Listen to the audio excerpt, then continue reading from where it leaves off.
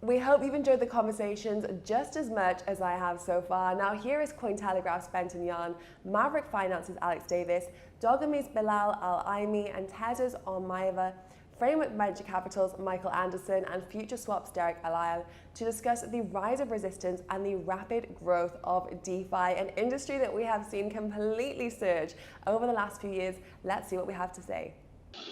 All right, welcome everyone. This is the Rise of the Resistance panel, the rapid growth of DeFi. I am your moderator, Benton from Cointelegraph, and we're going to go around the room today and have everyone introduce themselves. And we'll start with Om up top. Oh, that's cool. Hi everyone, I'm Om Malviya. I'm co-founder of Plenty DeFi, Tezos India, and I know there was just a talk right before this panel by Bern, who's also co-founder, and he gave pretty much idea about what Plenty DeFi is. So just in brief, from background, I'm software engineer. I've been working in this crypto space for the last 5 to 6 years, and mainly in the Indian region, and I've been very involved in the Indian crypto community to get all the things going on, and a very passionate believer of Tezos, its technology, and everything about Tezos. So I'm one of the mad fan of Tezos, and you can always find me talking about it. That's me. Excellent. And we'll go ahead and move over to Derek. Hey everyone, hopefully you can hear me. I'm Derek Alia. I'm the CEO of Futureswap. Futureswap is a perpetual platform on Ethereum, currently on Arbitrum, and we offer leverage on any Uniswap pool. So we're super excited for that. And been in DeFi for a while, and it's been a crazy journey, and super excited to give some insight of what I've seen on the front lines. Excellent. And we'll move down to Bilal. Hello everyone, I'm Bilal from Paris. I'm an entrepreneur from the Tezos ecosystem. I've built a couple of ventures. One of them is called EquiSafe, which is one of the leading tokenization platforms in Europe. I've got a couple of licenses and we're regulated to do so. I'm also the founder of, more recently, of a venture studio focused on developing ventures for the Tezos ecosystem. It's called Paris Lab, and we've developed a bunch of different tools for developers, like a new programming language that is called PyNiche. And we've also participated in the creation of a couple of ventures. One of them is SmartLink, which is a decentralized exchange that is gamified on Tezos.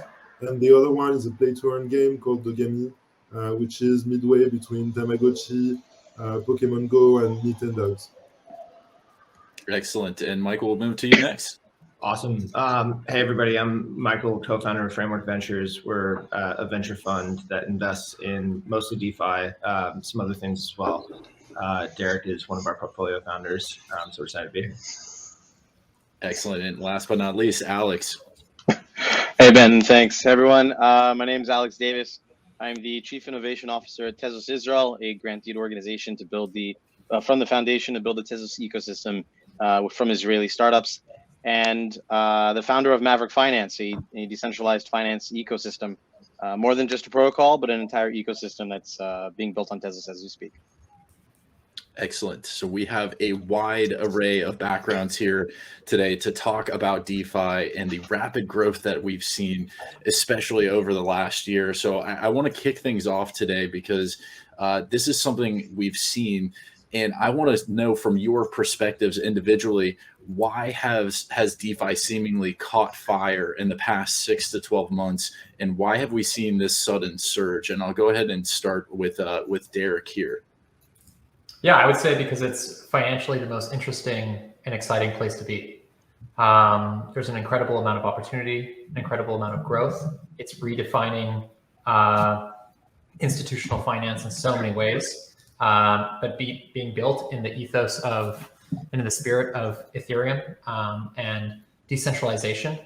And those creative forces and those values are now basically rebuilding in a way what was previously built, but in a far better way that captures value that was pretty much unrealized and allows anyone to participate.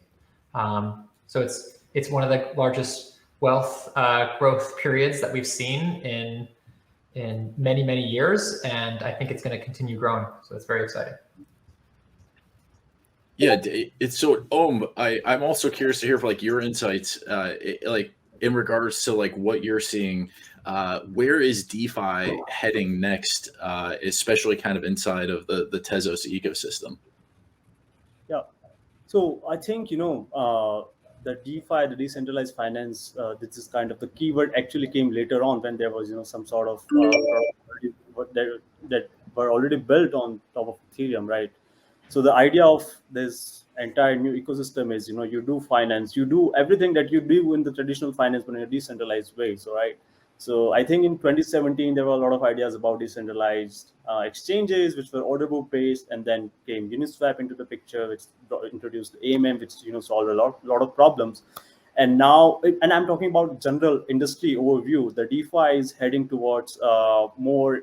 It is becoming more and more complex, more and more structured, and it's sort of not there yet, but it's trying to go into ways where at one point of time it could be used by for example institutions with certain with the kind of financial products that have, for example, derivatives, future, etc., right? But on Tezos, then we are talking about all this DeFi in a bigger sense. That okay, DeFi could be this, DeFi could be that, but there are many fundamentals that supports this kind of instruments or this kind of products, And one of the core thing is the blockchain that you are building on top of it, right? And these kind of products, they usually have billions of dollars, millions of dollars of value. So you want to make sure that the blockchain you are choosing is going to last, let's say, for than 5 or 10 or 15 or maybe 50 years on the line. And you want to make sure there are not going to be issues such as forks, and you want to make sure that the transactions and everything are cheaper. So that's where I'm thinking about why the future of DeFi. Already, the DeFi started. Or you could say it was born on Ethereum, but I think we are going to see slowly to we are going to see that all these cool DeFi ideas and financial instruments basically are going to shift to blockchains such as Tezos, which are basically inherently more secure, built on better software design architecture, and they are going to bring a lot of value back to the users who are using it. They can be a lot of composability between different DeFi protocol as well. And this space is so fast. We have seen so many innovation happening in such a short amount of time that you also really want to be sure that you upgrade to the latest technological advancement as soon as possible, right? So I think that's what Tezos has proven itself to be, and I think I am really excited and fascinated to see how it grows on Tezos. It is already growing in a very good space, in a great way, but yeah, it's going to be awesome. And so I think Omen and Derek kind of touched on this point in regards to the inception of DeFi, whether it started on Ethereum, the ethos behind DeFi itself. At any point, do you all feel like DeFi was counterculture at some point? And where do you all envision this space moving towards more of a mainstream, and how do we get there? Michael, I'll kick this one to you. Sure, yeah. So DeFi started off as counterculture because it's the anti-finance, and that's what DeFi represents. DeFi really represents the ability to have the first developer sandbox for finance. And that opportunity means that orders of magnitude less cost and time it takes to build any sort of financial product that you want and be able to release that to tens of millions of people. And so that's a fundamental innovation. Where it goes from here, I think we need to have DeFi bridge the gap between fintech and DeFi. I actually think DeFi is probably not the best way of describing what we're talking about. Open source finance might be the better way of describing it, because really what we're talking about is open source technology meeting finance. And for the first time ever, we actually have the opportunity to do that.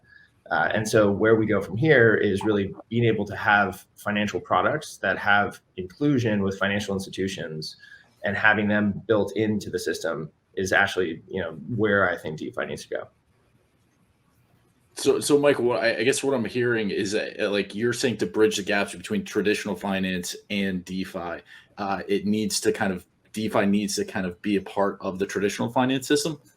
Yeah, I think what we've had so far is a non-KYC, non-AML, very much counterculture, kind of fringe internet culture around DeFi. But where we need to go eventually is bridging the gap between what we have with KYC, what we have with AML, what we have with fintech, and actually having financial inclusion with the financial institutions that we are talking about, because they're going to be the ones that bring all the value, and ultimately they're going to be the ones that probably end up using this just as much as individuals. But I think that that's kind of the bridge that we need to build. So yeah, go ahead. Yeah, so I wanted to jump in because that was very interesting what Michael was saying, and I would like to add something. Sure. I think to bring in more institutionals and traditional traders to experiment on decentralized exchanges and DeFi ecosystem, I think we also need more trading tools, analytic tools to guide everyone. Today, in terms of data analytics on DEX, it's pretty, how can I say, it's pretty weak. But that's come from the different constraints of the technology, because even though it brings huge value in terms of building these marketplaces or marketplace for value, but in terms technologically, it's like going back in the 80s, and so the very low throughput that is currently allowed by the blockchain implies some constraints on loading this kind of information. And what's good with Tezos also is it's improving itself through time. It allows also more easily to build those kind of tools and improve the current DEXs that are built on top of the technology. Let's see, Alex, did you want to add something there? Yeah, I've been like dying to jump in on the KYC AML Get part. in here, man. I actually love this because I spoke about this in Gibraltar at the Crypto Gibraltar Summit, and people ask me like, "Oh, well, if there's no KYC in AML and you don't know who your users are, and like, what about regulation and consumer protections?" And I like flipped the question around on him, and I was just, I was like, DeFi is the consumer protection. We've moved into this kind of ecosystem space now where the banks are the ones who hurt their customers, and the banks are the ones who are facilitating money laundering. And yet the government wants to currently proposing to track your $600 payment, where the United States government wants to know if like your $700 NFT purchase is terrorism financing, but they'll leave tens of billions of dollars of weapons in Afghanistan for the Taliban. So it's as a part of this counterculture type of play, I really hope that DeFi kind of drives home this point of, we don't need these like tyrannical laws to be able to send value to one another for businesses to thrive. And so, this whole idea of not having KYC and AML, which, who knows, it might be, regulation might force that upon the companies building DeFi protocols, but I really hope it drives home this point that, the commerce really needs to be free, and we don't have a free capitalistic system as we have originally set out to be. And so KYC AML, for the most part, is a dramatic failure and useless if you look at its success rate, which is something like 0.01%. And the banks are the ones doing most of the money laundering. So do we really even need this aspect in our lives? Well, so that brings up a good point. And so I guess part of this ethos of DeFi, it started with trying to bank the unbanked. And I guess what is the role of institutions inside of DeFi? Is there even a role for institutions inside of DeFi or regulatory roles? What does that look like? I mean, what if DeFi becomes the institutions? Touche. Because, it's not happening on ETH with like $200 transaction fees. I mean, try and go to Africa and tell them that, what, your monthly paycheck is how much it's going to cost you to send, to buy a Coke just on a transaction fee. That's not happening. I think institutions will play a role because people boomers tend to go towards traditional companies that were older than them. They've built a reputation. Millennials tend to go to companies or now DAOs, I guess, but tend to go to companies that are younger than them and more malleable and are able to like turn on a dime. So I really think that we're going to start seeing DeFi protocols, fintech companies, essentially, become the institutions over time. That's just my sort of take on it. So I guess globally, what is needed right now? Because there does seem to be a little bit of a gray area with money sitting on the sidelines in regards to regulatory clarity. What would that clarity be, and like what is the most promising thing that a government could say and come out tomorrow and be like, hey, this is the absolute golden ticket for DeFi? We'll kick this to either Derek or Bilal. We'll have you guys chime in. Whoa, that's a big question. Go ahead, Derek. Oh, yeah. Thanks a lot. So, I think the best thing the regulators could do is approach some of these groups and just have an open discussion and try to understand what's going on here and sort of how to work with these so we can work in the best sort of way possible, so we can address the concerns of why these institutions were built, which is to protect consumers, and understand there are some sort of built-in protections already here and things are very clear and transparent, while making sure that we show, hey, let's be very clear about the risk with the data that we have. Let's show this. So I think it's, ultimately we want to work with regulators as much as possible. I think, regulation at some point will approach DeFi. And so I think the best thing would just be, cooperation to make sure that we harness as much innovation in the space, because we can see that it's provided so much opportunity for people globally and within, the US as well. But I'm sure everybody knows someone here that's been massively, profoundly impacted by DeFi in a beneficial way, and it's totally changed their life, and now they can do things, and everything around them can now be sort of supported by some of their gains. So I'll step in and answer my perspective, which is, I think if we had a safe harbor for any project that wanted to release a token, this is something that Hester Peirce has promoted, and having the 3-year safe harbor. If we had that, that would be the opening of the aperture lens in terms of what companies and other organizations, DAOs, what have you, will be able to launch and would be able to build a token. And if we had that, I think that would be kind of the change agent that would affect DeFi the most. To build on what Michael said, I think if the SEC would actually, I wouldn't say stand down, but that safe harbor is definitely the beginning step. But the SEC is there in order to, quote unquote, protect investors. And yet what they actually do is they keep out 99% of the people from opportunity. And they're just protecting, the wealthy accredited investors, and the upside potential is all in the early rounds. And yet investors are only given IPO like investors can't even get into IPOs. A retail investor doesn't get into an IPO. They get into buy once it hits the public market, and every institution and rich, wealthy individual investor gets to dump on the open market. So if the SEC kind of changes its focus and mandate to, not to protect investors by going after bad actors and allowing startups to move forward in a safe harbor, like Michael said, that would really be a big turnaround, in my opinion, because right now they're even refusing to meet Brian Armstrong, and he's the CEO of a publicly traded company, where that's the United States aside. I mean, Gibraltar was incredible because I was able to actually sit down with the regulator there, and we were able to sit and talk about how we can move forward together.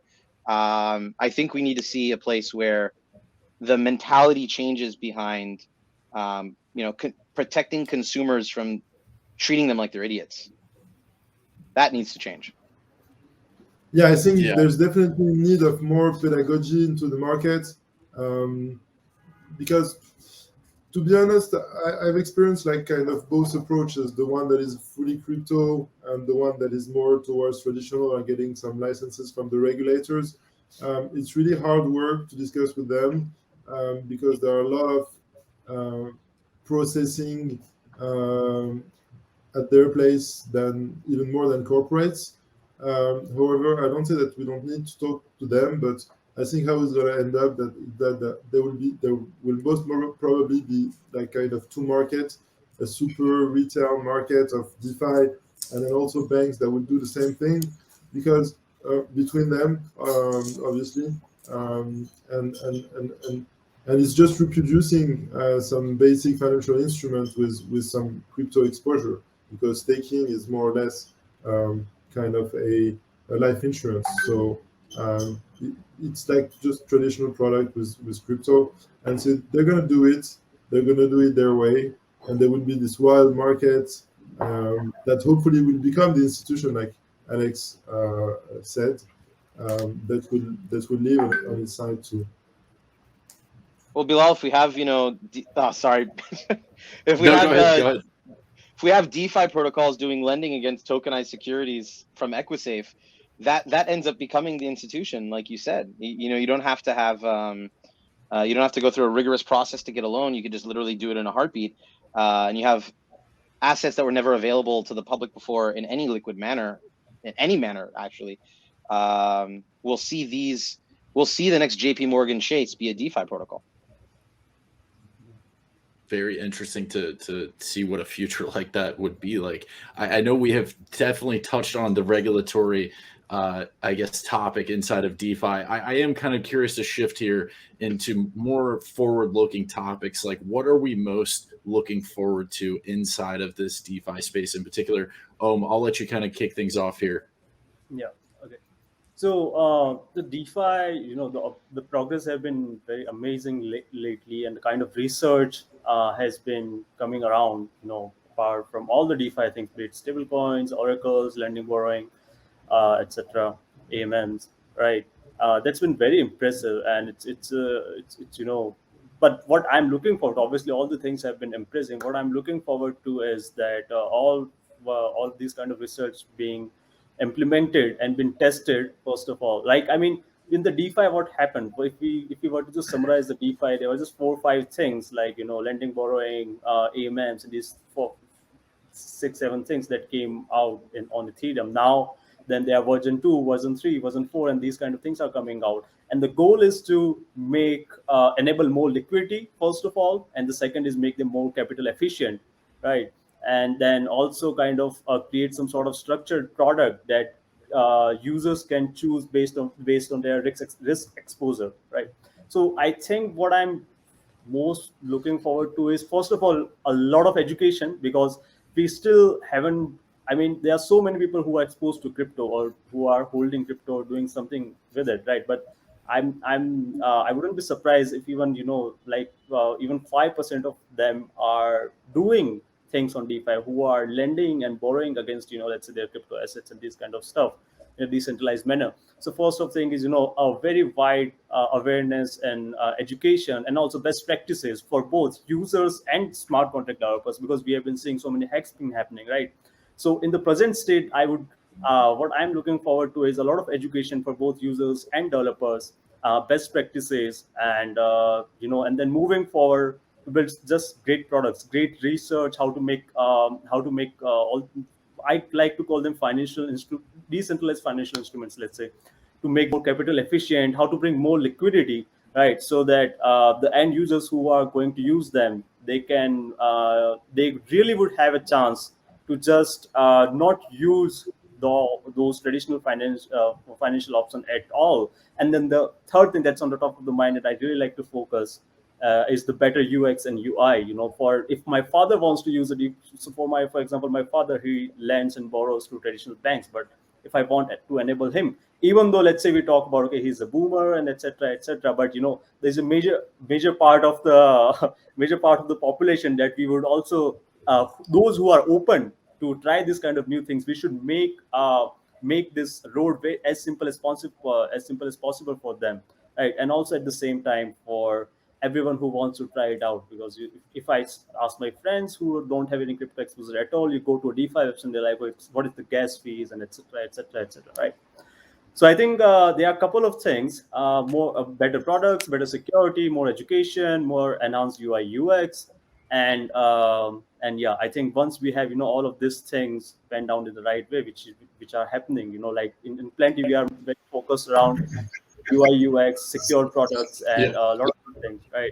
So I think that'd be really cool to see. Definitely. Good deal. Anybody else, feel free to jump in. I know I do want to touch on the topic of NFTs and DeFis next. So anybody feel free to jump in and tell us what you are looking forward to next. I think something, one of the worst things for society, but one of the most, will play off to be one of the better things for DeFi in the long run, is that, with this inflation that's coming about, and as much as they like to call it transitory, and it's clearly not. I mean, probably everybody sitting and watching this at home, like everyone here will be millionaires on the simple basis of the dollar will be worth a penny. But in order, look, we're bringing liquidity to trillions of dollars in value that was previously not liquid. And how is that even possible if there's not even enough money in the world to do so? So this kind of like massive printing of money in the last 12 years, really since the 2008 financial meltdown, in one way serves to bring the other side of liquidity to an illiquid market. If all of a sudden all this real estate, all these derivatives, all of these illiquid assets become liquid, there needs to be some form of money to go into them. And so that will kind of, level off another side of the pool of all of this illiquid assets coming forward and becoming liquid and having that amount of capital to be able to trade it. So I guess it's a silver lining to what's going on with the financial catastrophe that we're currently like living through right now. But I think it'll play out for DeFi. Bilal or Derek or Michael, do you guys have any thoughts? No, I wanted to join you on the next subject because that's Okay. also a good mean to democratize DeFi, not having it as a raw financial instrument, but maybe embedded it in some games, mixing NFTs, play to earn, and DeFi mechanism, incentives, all of that is making basically the ecosystem, the community-oriented way of doing things in the crypto. Excellent. How about you, Michael? I think that the future of DeFi actually looks a lot more like gaming, where speculation and entertainment collide. That's what play to earn represents.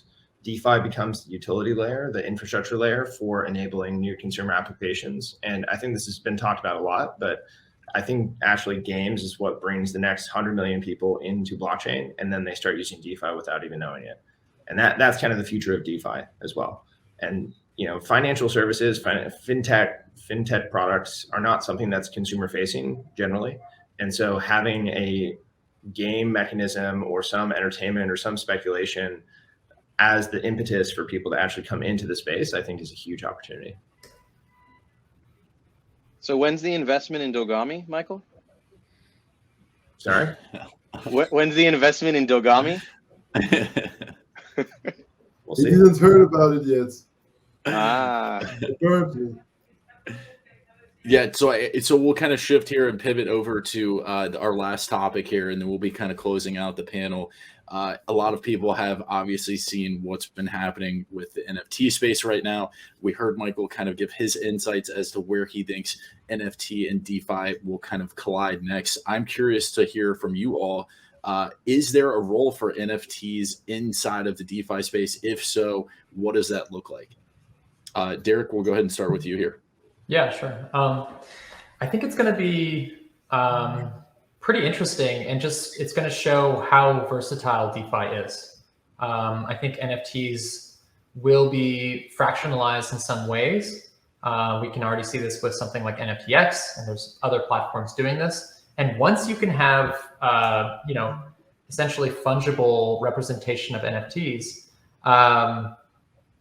now sort of they can be plugged into DeFi and the system just works with it. And it doesn't yes, it represents an NFT somewhere, but at the end of the day, it works just like any other token. And that composability just shows you the strength of what's being built with DeFi. You don't really have to change a lot of things, and it just works because the interface is all that it cares about. And because of this, I think you're just going to see an explosion of financial use cases for NFTs now. So they have communities, they have DAOs, they want to be compensated for a lot of their work. And one of the best ways to do that is to create very liquid markets. A lot of these NFTs are very illiquid. And so anything that helps bolster the liquidity of these markets enable higher collateralization rates, which enable more efficient capital on your NFTs, which ultimately enable you to do more stuff around your project in terms of hiring, in terms of marketing, in terms of whatever it is you want to do. Now you can basically get better rates for your loans, which is something that DeFi has, I wouldn't say perfected, but it's something that it's been really good at doing. And there's going to be, little bumps if you look at what happened with Cream and sort of the exploitation there and, the millions lost. That is something that a project will be built around to fix one of those issues. Because anytime there's a leak, there are products that are built around figuring out how to solve that leak. And that gets so much better over time. That is composable with the rest of the ecosystem, and it enables an immense amount of innovation. So I think NFTs are going to be vital for getting the next wave of people interested in DeFi, where previously they were less interested. I'm going to let Bilal jump in because I know you are, facilitating a play to earn NFT game. So I would love to hear your insights here as to what that looks like inside of the gaming NFT DeFi space. So basically, what we're building is a pet simulation game that is mobile first, and the idea, like I was saying just before, it's midway between Tamagotchi and Pokemon Go and Mario Party. So you have a first phase where you just buy a puppy and you have to nurture it, and then the better care you have for your puppy, the more crypto you gain. You can also farm different accessories with IPs that we're bringing on chain. Another fun fact is that we're not working on NFT fractionalization, but we're working on NFT lending. The idea here is when you get to some specific threshold or level, you'll be able to become a dog sitter, which is basically like a lending protocol for NFTs, how it's built in the game. So it's another fun part of what you can do with an NFT. I'm a huge believer of NFT fractionalization. Also, I'm a big fan of a project called Jenny DAO, which is a DAO where you invest in the DAO with your NFT, and there is a Dutch auction if you're not able to rebuy your NFTs, and it also allows you to expose yourself to a DeFi ecosystem with some fungible tokens backed by NFTs. But yeah, I think also the NFT lending and embedded in this kind of pet environment or petaverse, like we call it, it's gonna be fun and also very pedagogic because it actually has a good story within the game. Excellent. And Omen, Alex, we'll have you with your closing thoughts here. So regarding NFTs, I think NFTs are still the entire way of how we are looking at it. They are in a very early stage, so still to see a very liquid and composable integration with DeFi as it is currently right now. It is still going to take some time, and as Derek mentioned, the markets are, especially in NFTs, the liquidity is really low. But what I'm looking forward to is, and even in NFT, there are two ways. Currently the notion of most of the users have built around the ways that NFTs are expensive, or most of the ETH NFTs, which have brought the hype, like CryptoPunks and BAYC, etc. They are very expensive. So if I want to use them for, let's say, lending, borrowing, I would have to own that, which not the case going to be case for most of the users, right? On the Tezos, we are looking at NFTs that are being bought for $1, $2, $3, $10, and it's very sustainable NFT economy is building. So I'm just excited. I don't have any strong opinion. I'm just excited to see how this plays out. And I'm also really excited to see projects like what Bilal mentioned, Dogami and all the others, what kind of innovative ideas they bring out to basically bring out more liquidity, more new kind of research and new sort of products that it will integrate both this kind of ecosystem. But right now, I think it's way too early, and yeah. But you never know. The speed of innovation is so fast in this space that maybe after a month we could see something great. Yeah, NFTs, as Om said, it's extraordinarily early in this space. The fractionalization of NFTs is going to make, DeFi in general for NFTs and loans against NFTs. It's going to facilitate that a lot. As how do you take a loan against a CryptoPunk or a Bored Ape if okay, you can go by the price floor, but it could change tomorrow, and if there's no liquid market, then you can't really have a liquidation mechanism to foreclose upon said loan. So right now, the NFT lending space is primitive, but once fractionalization opens up, that'll change. I think it's going to be really interesting when we see NFTs play as like VIP memberships. And if you own the NFT, then you've got some sort of social clout because you've either attended something, been a part of something. It's not, if you look at what Celsius did and Crypto.com did with their staking of their coins in order to have different tiered membership ranks, NFTs can do the exact same thing to financial platforms, to games. It's not just about the item that you buy, but also the ranking that you earn. Or in Call of Duty, you could actually end up leveling up a weapon to a certain degree, taking a loan against that weapon, buying another one, leveling it up again, selling it to somebody else. And you're going to see these ecosystems of e-gaming, as it's growing exponentially, tie in with finance and tie in with a generation that won't know a world with physical currency. And that is going to be something incredible to see in 10 years' time. Absolutely fascinating. I know I am so stoked for the future of DeFi and especially that migration with NFTs here. Hopefully in the months ahead. I know there's a lot going on in the esports world, e-gaming, play to earn. So a very, very exciting time to be alive, especially inside of the DeFi space. We appreciate everyone joining today's panel. Make sure you give LA Blockchain Summit a follow. I am your host, Benton. We appreciate you joining us today. And thank you all for chatting.